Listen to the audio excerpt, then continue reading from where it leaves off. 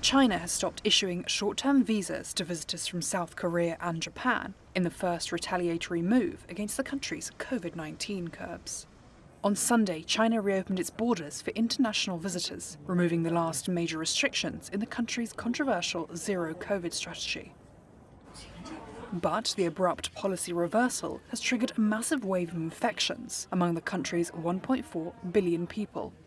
Worries over the scale and impact of the outbreak have prompted several governments to impose restrictions, such as negative tests, on outbound travellers. Although China requires a negative PCR from all arrivals, Foreign Ministry spokesperson Wang Wenbin told reporters entry curbs for Chinese travellers were discriminatory.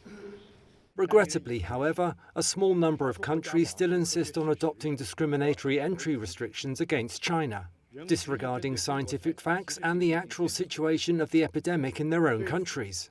China firmly opposes this and will take reciprocal measures. We once again call on the relevant countries to proceed from the facts, formulate scientific and appropriate epidemic prevention measures, and not take the opportunity to engage in political manipulation, not to have discriminatory practices, and not to affect normal personal exchanges and cooperation between countries. South Korea is currently requiring a negative PCR from arrivals from China, with those testing positive being required to quarantine. Chen is one such traveller who has been sent to spend 7 days in hotel quarantine. On her first overseas visit in 3 years, she tested positive after landing in Seoul, despite being negative on departure. This policy is targeting Chinese travelers, and I think they could have been more thoughtful. It has quite a big impact on overall travel sentiment, businesses and individuals. The key thing is, can the Korean government achieve what they want?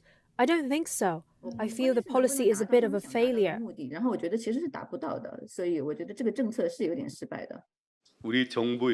On Tuesday, South Korea's foreign minister said Seoul was in communication with Beijing, adding the government's measures were based on scientific and objective fact. A number of governments have raised concerns about Beijing's data transparency. State media continues to downplay the severity of the outbreak, and the government has ceased publishing daily infection tallies. There are further worries that the Lunar New Year, the world's biggest annual migration, will help fuel the COVID wave. China has dismissed criticism over its data as politically motivated attempts to smear its success in handling the pandemic. 중국이 그 단기사증 발급을 전면 중단하는 이런 맞대응 조치를 취한 것에 대해서 상당히 유감스럽게 생각을 합니다.